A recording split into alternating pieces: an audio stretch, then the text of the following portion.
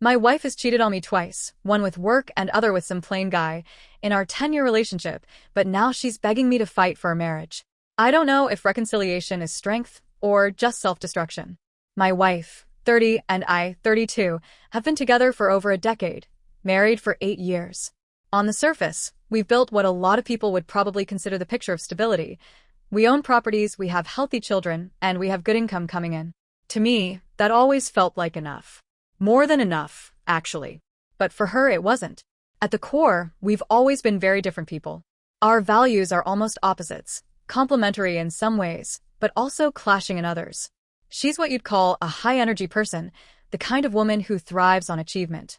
She's always chasing the next challenge, whether it's physical, mental, or financial. She has this relentless drive to improve herself, to push further, to never be satisfied with where she's at. And when she's in that mode, that's where she finds her happiness. Me? I'm not like that at all. I've always been more laid back. I find satisfaction in small, simple things.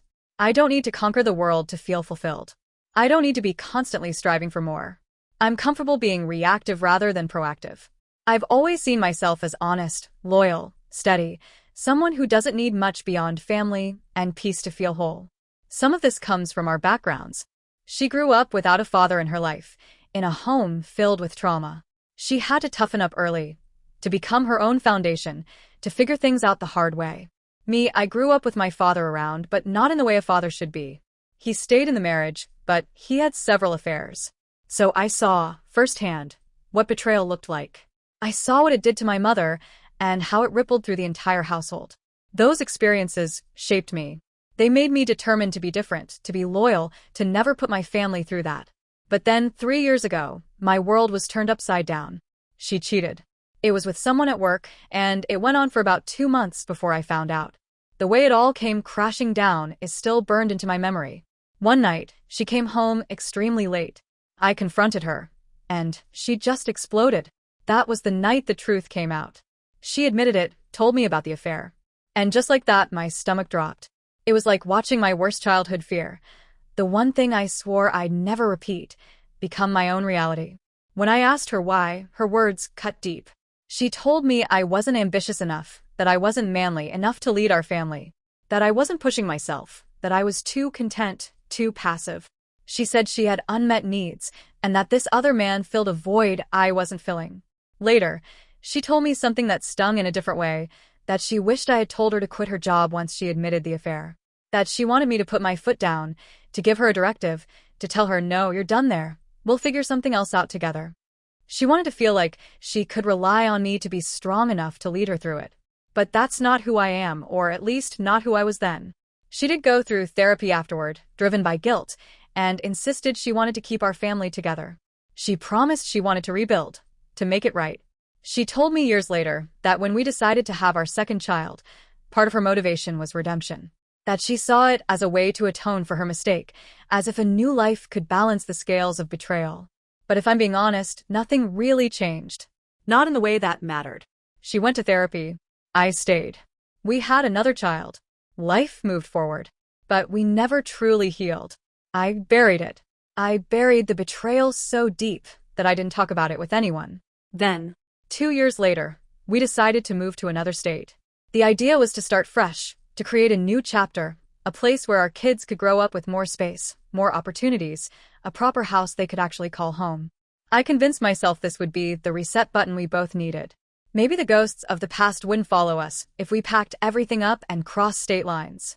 We bought a house, and it became my obsession. I poured myself into repairs, into making it perfect. Every weekend, every free moment outside of work, I had a hammer in my hand, a paintbrush, or some new project in the works. In my head, it was for the kids. I wanted them to have the home I never had growing up, a place where they'd feel safe, secure, proud to bring friends over. A place that could feel permanent in a world where so much already felt fragile. But I can see now how it looked to her. She saw me losing myself in it. She saw an old man who was more interested in caulk and drywall than in her. I thought I was building our future. She thought I was retreating into routine, using the house as an escape. In the middle of all this, I had no vacation days left. Moving twice in 1 year, renting first then buying, had eaten all of them. So when summer came, I told her to take the kids to her home country for 2 months. I wanted them to connect with their roots, their culture, their family abroad. I told myself it would be good for them, and maybe, if I'm honest, good for her too. She missed her home, her people. I thought it would give her something I couldn't. But the silence of that summer gutted me. 2 months without my kids. 2 months of coming home to an empty house, eating dinner alone, walking past their toys in quiet rooms. It was unbearable, and I regretted it almost immediately. The loneliness hit harder than I imagined. Then out of nowhere, she came back to me for 2 weeks without the kids. She left them with her relatives and flew back across the ocean. For a moment, I thought maybe she missed me, that maybe she wanted to reconnect. But the reality hit quickly. She didn't come back to be with me. She came back to give me an ultimatum. She looked me in the eye and told me that if I didn't change, she would divorce me. Just like that. No warning, no build-up, just a line in the sand. I remember staring at her, my brain struggling to process what she was saying. I told her I could make effort. I meant it, but I couldn't change like this. Not overnight. Not in the way she wanted. She wasn't asking me to make tweaks, she was asking me to become someone else entirely. And then she twisted the knife a little deeper. She told me I was losing myself in the house like an old man. That I was so busy trying to make everything perfect that I wasn't giving her the attention she craved. To her, all my work on the home wasn't devotion, it was neglect. And the painful irony is, I did all of it for us. For the kids. For her. Not long after that, she took off her wedding ring. I'll never forget the sound of it hitting the counter. That tiny gesture, so small, so quiet, echoed louder than any shouting match we'd ever had. In her mind, by removing it, she had already stepped out of the marriage. She told me she was going back to her home country again to spend more time with the kids. I wanted to believe her. I let myself believe her. But the truth came out in the ugliest way possible. She had met a man on the plane. The very plane ride back to me after those 2 weeks. And she'd been talking to him ever since, carrying on an emotional affair while I sat here in my empty house, thinking she was reconnecting with her family. When she admitted it, the story spilled out like a flood. She told me she had spent several days with him, that she cheated, that he promised her all the things she felt I couldn't. He told her he wanted children, and she knew I didn't want more. He told her he was her soulmate because they shared a similar childhood, similar hobbies, similar goals. She said he made her feel feminine, cherished, like a woman again. That he'd take care of her, of our children, that he would treat her like she deserved. She recited his promises like they were poetry, and every word felt like a dagger twisting deeper. And then came the justification that made me sick. She told me that in her mind, she wasn't married to me anymore because she had taken off her ring. As if that thin band of metal was the only thing holding our vows together. As if vows could be broken by simply unclasping a piece of jewelry. I can't describe the mix of rage and heartbreak that hit me. I felt hollow and burning all at once. It was then I finally broke my silence. I couldn't keep this inside anymore. I started talking about it to my family, to close friends. I needed support. I needed someone to tell me I wasn't insane, that this pain was real, that I wasn't overreacting. For the first time in years, I stopped protecting her reputation and let the truth bleed out. When she came back again, this time with our kids, she admitted it all. She told me she had been planning to leave me anyway, that this man was just the trigger. She said she never would have had the courage to divorce me without meeting him. And yet, she stood in front of me crying, saying she realized her cheating hadn't made a difference. That she still loved me. That she still cared. That she regretted the pain she caused. But then came the kicker. She said she couldn't go through with a divorce. Not mentally. Not logistically. She couldn't handle the fallout, couldn't bear the upheaval, couldn't make it work. So instead, she wanted to regret and move forward. She broke my trust again, and again, instead of walking out fairly. That's the part one can't seem to digest. If she had just walked away, if she had just said, "I'm done," and left, as painful as it would have been, at least it would have been clean. At least I could have looked at myself in the mirror and known the final blow came from honesty, not deceit. But instead, it was betrayal stacked on betrayal. And now here I am, still standing in the ruins, wondering if I'm insane for even thinking there's something here left to fight for. After the last confession, after the plain man, after all the tears and the "I still love you," we spent 3 weeks together in this bizarre emotional storm. Laughing one moment, crying the next, hugging in the dark like we were drowning and each of us was the other's last lifeline. It felt like we were rewriting our past life together, like we were trying to carve a new story out of the ashes of the old one.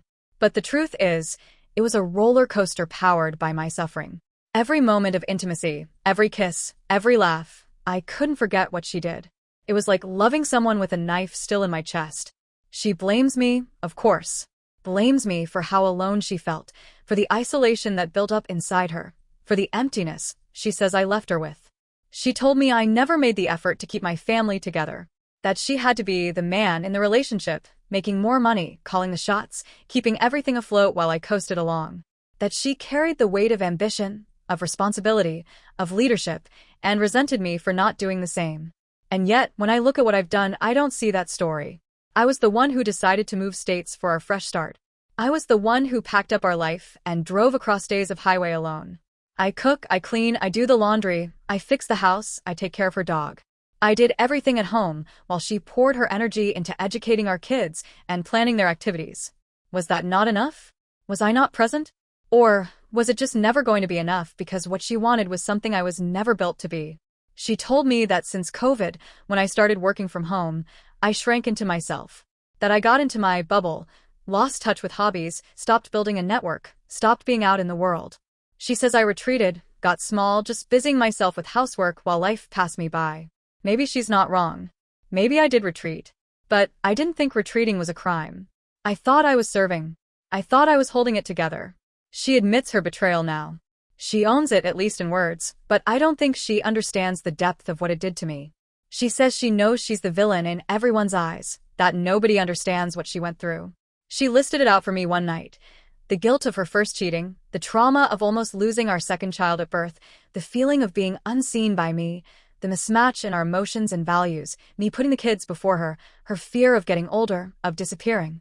She said she thought her friends and her mother would support her when she finally admitted to the affair. She thought they'd understand, stand by her, maybe even encourage her to leave me. Instead, they all turned against her. They called her out. They told her she was living in a fantasy with this man, chasing something that wasn't real. And for the first time, she was forced to face it, that she wasn't some tragic heroine caught in a loveless marriage. She was a woman tearing apart her family because she believed in a dream someone else painted for her. And so, she cut him off, deleted his contact, shut the door. At least that's what she told me. Then she came to me and asked, did I want to give us another chance? Not just for her, but for the kids, for the family. She laid it out like a contract. Therapy together, therapy separately, work on herself to communicate better, work on me to lead more, to get out of my bubble, to show her I could be the man she thought I wasn't. She said it plainly. Either let her go or fight for us. After days of spiraling, days of weighing my pride against my hope, I told her I wanted to fight. I wanted my family. I wanted my kids to grow up with two parents under one roof. And if I'm honest, I wanted to prove that maybe, just maybe, she wasn't wrong for choosing me all those years ago. But here's the truth I can't shake. I doubt myself every single day. I doubt whether I can ever cope with the betrayal. I doubt whether I can silence the voices of my family, my friends, everyone who knows now what she did. I doubt whether I'll ever feel like enough to her. Because the difference between us is stark. I never wanted to change her. I took her as she was, ambitious, fiery, restless, always pushing forward. I loved her for it, even when it exhausted me. But she never took me as I was. She had expectations. Expectations for me to be the better version of myself, some imagined version of the man she needed me to be. And when I fell short, she went looking elsewhere. So here I am, sitting in this uneasy truce. She says she's cut him off. She says she wants to try. She says we can build something new if we both commit. But I lie awake at night wondering, is reconciliation really possible? Is it even advisable to try again after betrayal this deep? Or am I setting myself up to be broken a third time?